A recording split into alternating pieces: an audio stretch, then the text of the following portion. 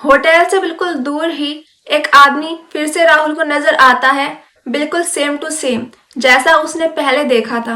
राहुल को अब ये अजीब लगने लगा था।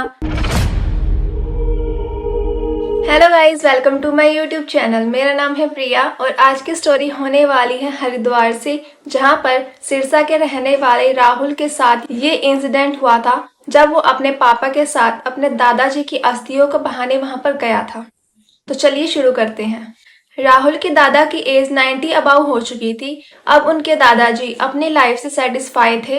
वो बोलते थे कि अगर मेरी डेथ हो जाए तो तुम इस बात का दुख मत मनाना, क्योंकि मैंने अपनी जिंदगी बिल्कुल अच्छे तरीके से जी ली है और अब मैं खुशी खुशी इस दुनिया से जाने के लिए तैयार हूँ। बल्कि वो मजाक में ये भी कहते थे कि जब मैं मर जाऊँ ना तो ये वाला रूम तुम अच्छे से डेकोरेट करा लेना। और जब उनकी एज 95 की हो जाती है तब राहुल के दादाजी की डेथ हो जाती है। राहुल के पापा और राहुल भी इस बात से ज्यादा दुखी नहीं थे, क्योंकि एक न एक दिन सबको तो जाना ही है। बस खुशी इस बात की थी अब उनकी कोई भी इच्छा अधूरी नहीं रह गई थी। उनकी डेथ के बाद राहुल और उसके पापा को हरिद्वार जाना था उनके दादाजी की अस्थियां बहाने। राहुल और उनके पापा उनके दादाजी की अस्थियों को लेकर निकल लेते हैं। उन्हें ड्राइविंग करते हुए काफी टाइम हो जाता है, उनके डिनर का टाइम हो जाता है।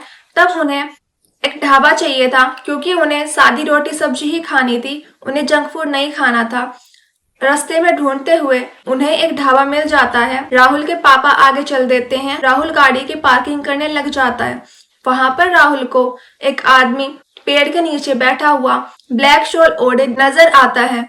उसका चेहरा उस ब्लैक शॉल से ढका हुआ था और उसने बिल्कुल उसी तरह ब्लैक शॉल ओढ़ रखा था जैसे राहुल के दादाजी ओढ़ा करते थे। ये देखकर राहुल को अपने दादाजी की याद आ जाती है। वो बस हल्का सा मुस्कुराता है और ढाबे के अंदर चला जाता है। वहां जाकर वो रोटी सब्जी ऑर्डर करते हैं, लेकिन उन ढाबे वाले ने खाना अच्छा नहीं दिया था। सब्जी ठंडी और खट्टी थी। लग रहा था 2-3 दिन से ये सब्जी बनाई हुई है और ये अब खराब हो चुकी है। इसी बात पर राहुल के पापा और ढाबे वाले के साथ बहस हो जाती है। वहां से वो अच्छे से खाना नहीं खाकर आते हैं और वो डिसाइड करते हैं कि हम आगे चलेंगे और वहां कोई अच्छा ढाबा ढूंढेंगे। वो कार में बैठकर फिर से निकल लेते हैं। 2-3 घंटा सफर करने के बाद उन्हें भूख काफी लगने लगी थी। तब उन्हें एक और ढाबा मिलता है। फिर से वहां वो दोनों खाना खाने के लिए कार को साइड में पार्क करने लगता है। उसके पापा आगे चल दिए थे।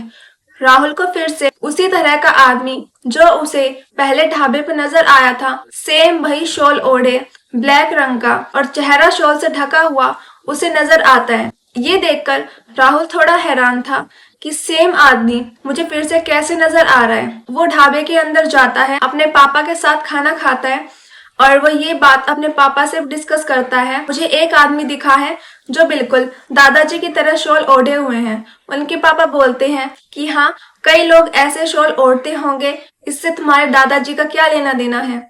राहुल बताता है कि पापा, मैंने सिर्फ यहाँ पर नहीं बल्कि इससे पहले वाले ढाबे पर भी देखा था। उसके पापा बोलते हैं कोई भिखारी होगा जो पेड़ के साए के नीचे बैठा होगा, लेकिन उस टाइम ठंड काफी थी। कोई इंसान इतनी ठंड में उस पेड़ के नीचे कैसे बैठ सकता है, ऐसा राहुल को लग रहा था। लेकिन वो इस पर ज्यादा ध्यान ना देते हुए फिर से आगे हरिद्वार की ओर निकल लेते हैं। वो अगले दिन की दोपहर को हरिद्वार पहुंच जाते हैं। वहां जाकर वो एक होटल बुक करते हैं थोड़ा आराम करने के लिए। होटल से बिल्कुल दूर ही एक आदमी फिर से राहुल को नजर आता है, बिल्कुल सेम टू सेम जैसा उसने पहले देखा था।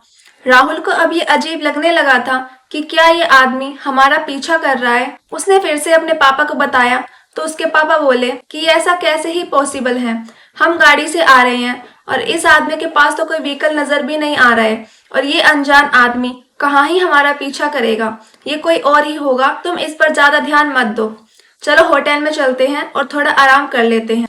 आप लोगों को क्या लगता है ये आदमी कौन होगा? क्या ये कोई चोर है या फिर ये कोई ऐसा ही इंसान है जो राहुल और उसके पापा से रिलेटेड है? ये जानने के लिए आपको देखना होगा इसका पार्ट 2। तब तक के लिए बने रहे। आई होप आपको आज की वीडियो पसंद आई होगी। अगर आपको आज की स्टोरी पसंद आई है तो लाइक करके जरूर जाना और कमेंट जरूर करना, और अगर आप इस चैनल पर न्यू हो तो सब्सक्राइब जरूर करना। Thanks for watching.